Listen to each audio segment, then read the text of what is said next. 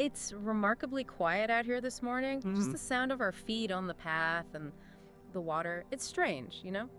Usually my mind is already racing. Racing with what? Oh, everything. Checking emails in my head, planning dinner, replaying some dumb mistake I made in 1999, or worrying about a conversation that might happen in 3 days.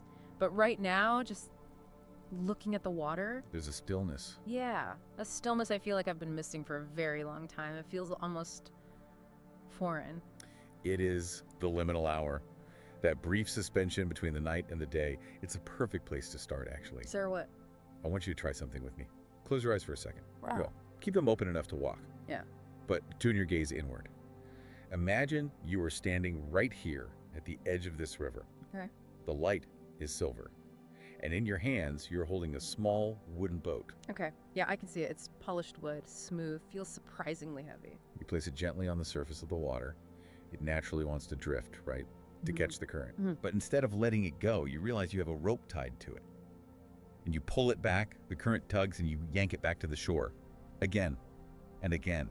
You're just standing there, muscles tensed, refusing to let that boat move an inch. That actually makes my chest tight, just hearing it. Why? Because that's not just a boat, is it? That's the feeling I wake up with every single day. That white-knuckled grip on everything. Like, if I don't hold the rope, it's all gonna float away and crash. It's exhausting. I didn't realize how tired my arms were until just now. That exhaustion. Yeah. That is the defining feeling of the modern condition. Yeah. We've convinced ourselves that the grip is what keeps us safe. Exactly. I must steer. If I don't control my breath, my email, my kid's future, chaos wins. But look at the river. It flows without an agenda. It doesn't plan. And yet it always finds the ocean. That sounds poetic and I really want to believe it, but let's be real. We aren't rivers. I have a mortgage. Quarterly targets. I have people who rely on me. I feel like I've turned my life into this massive spreadsheet of variables. I track my sleep, my steps, I rehearse conversations in the shower so I don't say the wrong thing. It feels like responsibility. You think it's what makes you a good adult? Yes. So are you saying that all this management is the problem? Because if I let go of the spreadsheet, I feel like I lose my job, not just my stress. I'm not suggesting you stop paying your mortgage. I'm suggesting that the emotional grip you have on it is an illusion. In Buddhist philosophy, there is a word for this impulse. Upadana. Upadana. What does that mean? It translates to clinging or grasping. But, and this is important, in the ancient texts it also means fuel, like fuel for a fire. Fuel. So by clinging, I'm not just holding on, I'm actually burning something. Exactly, you are burning yourself out. Upadana isn't just about clinging to things, it's a desperate clinging to outcomes. To the script. Yes, to the script of how you think life should go. Yeah. We suffer not because the river flows. Life is always going to flow. We suffer because we're standing on the bank, building a dam with our bare hands, trying to stop it. You know, it's funny because when I'm in that spreadsheet mode, I tell myself I'm building a fortress. But the irony is, the more I try to control everything, the more fragile I feel. If one variable goes wrong, the car makes a weird noise, a meeting gets moved, I panic. Why does all that control make me feel less safe? Because control is a contract with an illusion. You're building a house on sand at low tide. You look down and think, look how solid this is. Right. But the tide of reality is change. Oh. That's the one constant. So when you build your safety on the idea that things won't change, you're setting yourself up for a collapse. The moment reality deviates from your plan, and it always will, the ground vanishes. Mistaking your grip for the ground. That's haunting. I think I do that. I think I believe my anxiety is the only thing holding the world together. There's an old Zen parable about this exact thing. A man is fleeing a tiger. He runs to the edge of a cliff and climbs down a vine, swinging over an abyss. Okay. He looks up. The tiger is there, growling. He looked down. Another tiger is waiting for him at the bottom. Wow. Talk about being between a rock and a hard place. That sounds like my Tuesday. It gets worse. 2 mice, 1 white and 1 black day and night start gnawing on the vine. His lifeline is fraying. Okay, this is a total nightmare. It's the human situation, right? Yeah. Death above, death below, time ticking away. Yeah. But then, the man notices a wild strawberry growing from a crack in the rock beside him. A strawberry. He reaches out, plucks it, and puts it in his mouth. He tastes it, and he says how sweet it is. Like, hold on, he's about to fall and he's eating a strawberry? Is that denial? That sounds like giving up. If I'm hanging from that vine, I want to be figuring out how to get rid of the mice, not snacking. It isn't resignation. And it's not denial, it is radical presence. A radical presence. In that moment, he realized he could not solve the impossible problem of the tigers. The past and the future were out of his hands. So he stopped fighting the reality of his situation and found the one piece of sweetness that was actually available to him right then. That sounds beautiful, I'll give you that. Right. But also terrifying to just stop fighting the tiger. I mean, practically, how do you even begin to do that? My body doesn't know how. I'm wired to fight. You're right. It is physiological, so we can't just think our way out of it. We have to teach the body. Yeah. Let's try something right now as we walk. Okay. I'm game. What do I do? Take a breath in. Feel it. Feel your chest. Okay. Now, here's the hard part. Let the exhale go. But don't push it out. Don't shape it. Just take your hands off the wheel. Let the air leave your body like a leaf in the wind. Try it again. Notice that little microsecond where you want to control the speed. Don't. That's harder than it sounds. There's a split second where I want to push it to make sure it's a good breath. And did the world end when you let go? No, That's it actually felt like a softening right here in my solar plexus. I didn't realize I was holding my breath, even when I was breathing out. That softening is the doorway. Yeah. This is the shift from control to trust. And trust is the courageous act of aligning with reality as it is. It makes me think of my morning routine. I have this really specific ritual. Coffee, journal, 10 minutes of reading. If the kettle takes too long or I spill the coffee, my whole day feels ruined. I always thought that was discipline. There's beauty in ritual, but there is danger when ritual becomes armor. You're using that routine to ward off chaos. So it's not discipline, it's dependency disguised as order. Your peace depends on external conditions being perfect. True stability, what the Buddhists call upekkhā, doesn't need the kettle to boil at the perfect speed. upekkhā. I've heard that. Equanimity, right? I'll be honest, I always pictured it as kind of cold. Like you just don't care. Oh, the house is burning down. How interesting. I don't want to be a zombie. That's the most common misunderstanding. It's not indifference. Think of a mountain. Storms rage around it, wind, snow, lightning. Right. Does the mountain flinch? No. It doesn't control the weather. It endures it because it knows its own depth. It's rooted. Upekkhā is that inner balance that lets you feel the storm without being blown over by it. So it's not about stopping the storm, it's about being the mountain. But that brings up the big question then. What is the root? If I let go of the rope, what holds me up? I have this deep fear that if I let go, I'll just become a puddle. Lazy. If I'm not anxious, will I ever get anything done? If I let go, what holds me up? That is the central question.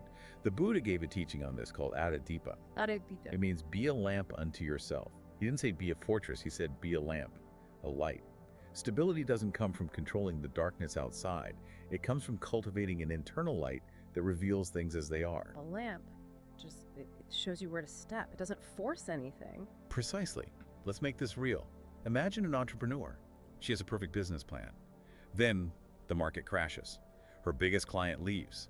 If her stability is built on control. She collapses. I failed. I'm broken. But if she has that inner lamp, that upekkhā, she pauses. She sees the chaos, but she doesn't identify with it. She understands pratityasamutpada. Okay, that's a mouthful. Break that down for me. It simply means that nothing exists in a vacuum. She sees this failure as part of a massive web of causes. The global economy, her client's life, technology shifts things she never controlled in the first place. So she realizes she isn't the sole author of the universe. And in that realization, she's free. She can reconnect with her actual intention. Why did I start this? To serve, to create, and she can pivot. You know, that lines up so well with some reading I was doing on ACT, acceptance and commitment therapy. It's a modern psychological framework.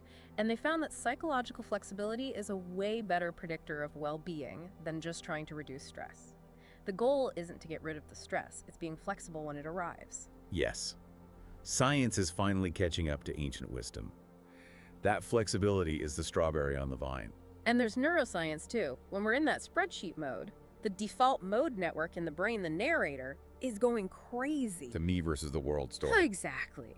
But in a state of acceptance, that network quiets down. The chatter literally stops. So when you stop fighting reality, the war inside your head physically stops. The war is self-generated. So to stop the war, you have to surrender. But surrender feels like losing. In our culture, it's weakness. White flag. Surrender is not defeat. It's just stopping the denial of what is. It's sanity. And you can practice this. You don't have to start by letting your business fail.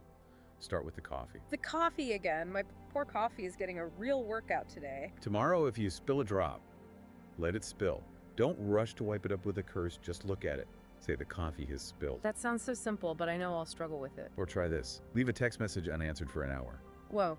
Now you're asking too much. That blue dot staring at me. I feel rude. Feel the itch. Feel the urge to fix, to manage, and just don't.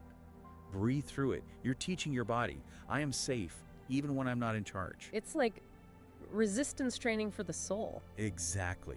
And you realize it doesn't make you weak. It makes you responsive. Think of a clenched fist. Can it receive a gift? No. It can only punch or hold on to what it already has. But an open hand can. It can adapt. Think of a dancer.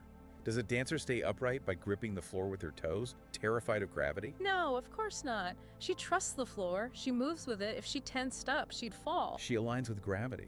Support is not something you hold. It is something you stand in. When you stop wasting energy fighting the river, you have all this energy to actually dance. I love that. Standing in support, not holding it up. It reminds me, seeing the mud here by the riverbank, I usually try to avoid mud in my life. I want everything clean, paved. You can't grow anything on concrete. Yeah. There's no stronger symbol for this than the lotus.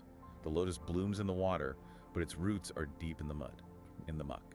If you cleaned up the pond, removed all the mud because it looked messy, the lotus would die. The mud is the food. The chaos, the struggle, the unplanned detours, that is the nutrient. You're trying to sterilize your life to be safe, but you're starving your own growth. It flips the whole script. I've been looking at my anxiety as something that's wrong, something I need to fix so I can finally start living. Once I get organized, then I'll be happy. Yes. But you're saying the mess is the life. Imagine a potter with clay. If the potter tries to force the clay into a shape it doesn't want, what happens? It cracks, it collapses, you can't bully it. A master potter listens to the clay. She guides it, yes, but she also yields to it. It's a conversation. Yeah. That's what we're aiming for, not control. Co-creation. And imposingly, by stopping the fight, I might actually have more influence. Tremendously more. Because you're acting from clarity, not panic. Yeah. You're sailing, not just splashing around trying to keep your head above water. That feeling, splashing to sailing, it brings me back to the boat we started with. If I let that rope go, the boat will drift. I don't know where it's going. And that is still scary. I can't pretend it isn't. It is scary. But consider the alternative. Standing on the bank, exhausted, forever. You're not losing the boat. You're letting it do what it was designed to do. And that flow. Is that what you mean by nirvana? I always thought that was like a heaven you go to. Nirvana is not a place. The word literally means blowing out. Like extinguishing a candle. Blowing out your life. No. Blowing out the flame of grasping. It is the cooling of that desperate heat of I must control. It is the moment the drowning man stops fighting the water and realizes he can float. He was never sinking. He was just panicking. We are all floating in a river of conditions. We can't stop it. But we can learn to swim. You know, standing here now, the sun's fully up, but I feel different than I did 10 minutes ago. I feel heavier in a good way, like my feet are actually on the ground. That is gravity. That's the earth rising up to meet you. You see, you don't need to hold the river together. Right. You are the river. You are made of the same stuff, the same flux, the same change. I am the river. Just take a breath here, a real one, Okay. and ask yourself one question as you step into the rest of your day. Not for your mind, but for your nervous system. What is it? What if you stopped steering and started sailing? I think I'm ready to find out. The current is waiting.